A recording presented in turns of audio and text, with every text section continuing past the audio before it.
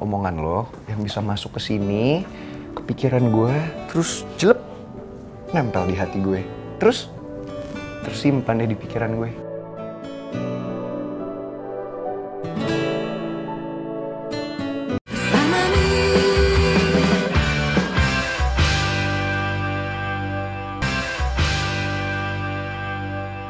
Cepat jawab. Hah? Ngaku nggak? Ada. Masa pangeran di mana aja nggak tahu? Orang jelas-jelas tadi pangeran sama kamu. Ya enggak? Ngaku. Iya. Kita beneran nggak tahu pangeran di mana, Om. Tadi dia misah dari kita. Iya, Om, kita nggak tahu pangeran ada di mana. Lah, tadi kan Om sendiri yang bilang, katanya Om tahu pangeran ada di mana lewat penciuman. Kenapa nggak Om lacak aja?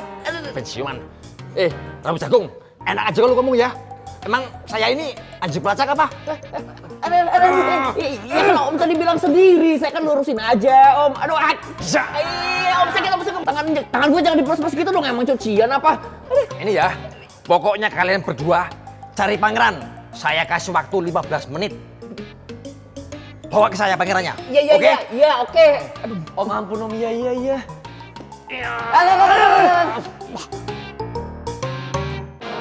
Jadi ya gitu Bu Nawang, saya nih mau ngapa-ngapain jadi nggak enak. Karena saya sekarang kepikiran Rizky terus. Iya, saya bisa ngerasain perasaan Lydia. Karena kalau Putri pulang telat, saya itu suka was-was. Apalagi kalau Putri nggak pulang.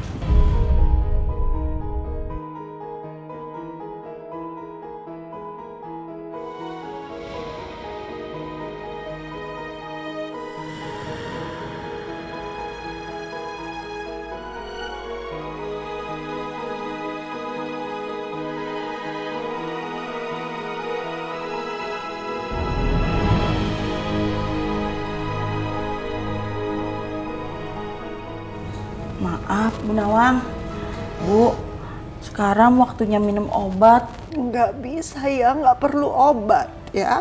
Saya ini nggak apa-apa. Saya cuma mau Rizky pulang ke sini. Saya nggak mau obat. Lydia, kamu nggak boleh gitu. Kalau kamu minum obat, kan kamu cepat sehat. Dan kalau kamu sehat, hati kamu juga lebih tenang, pikiran kamu jernih. Jadi kamu bisa selesai masalah ini jadi lebih baik semuanya kan? Minum obat ya. Sini Bi.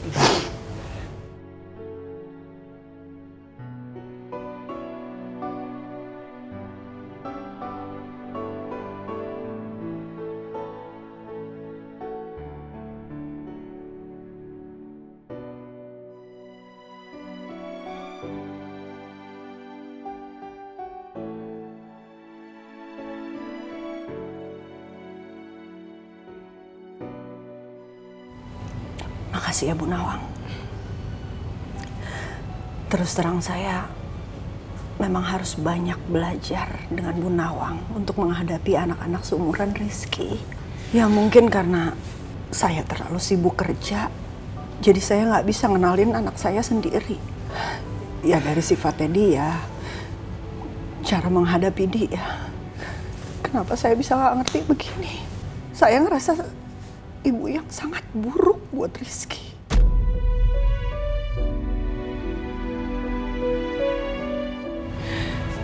Lydia, kamu gak boleh ngomong kayak gitu.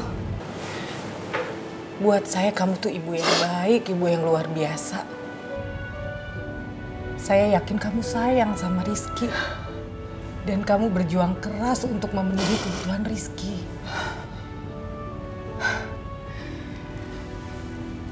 Malah kadang saya yang ngerasa bersalah sama Putri. Hidup saya kan selama ini susah. Bahkan seringkali kita hidup dalam kekurangan. Tapi saya bersyukur kalau Putri itu nggak pernah ngeluh. Dan saya yakin ini semua karena komunikasi saya sama Putri baik. Jadi antara saya dan Putri nggak ada yang ditutupin.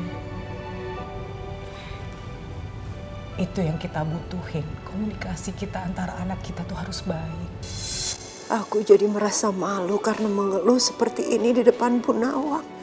Apalagi setelah apa yang aku perbuat sama Pak Jaka.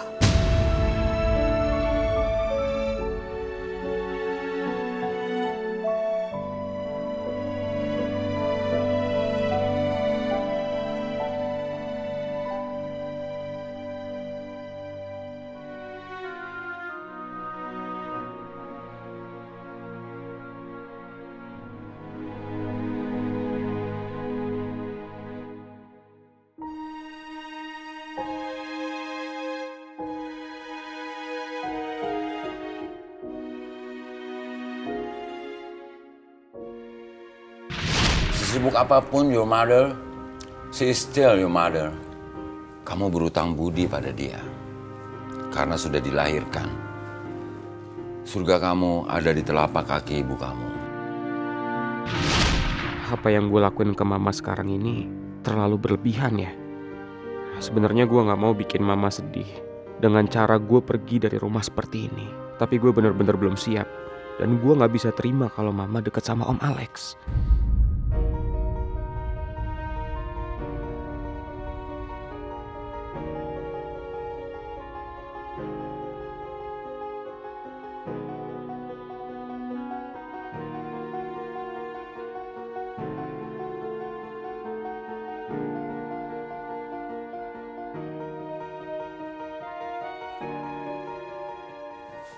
Where is Rizky? I hope dia pergi untuk bertemu dengan mamanya. Setelah mendengar omongan saya tadi, I feel bad for him.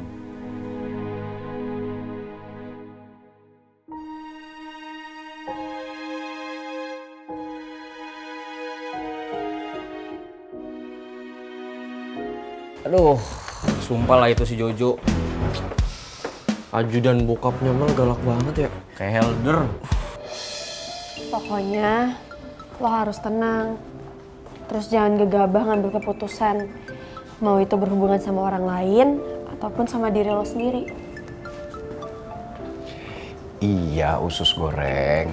Semua omongan lo nih pasti gue denger kok. Tahu nggak? Cuman omongan lo yang bisa masuk ke sini, ke pikiran gue, terus jelek, nempel di hati gue. Terus tersimpan deh di pikiran gue.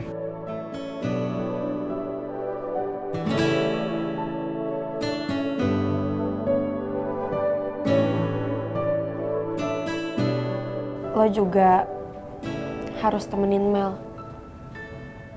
Lo harus dampingin dia terus sampai kondisi dia bener-bener membaik. Karena dia butuh lo batu bata. Ya gue tahu sih ini pasti berat buat lo. Tapi lo harus tunjukin kalau lo itu bener-bener laki-laki yang bertanggung jawab. Karena laki-laki yang sejati itu dilihat dari kesetiaan.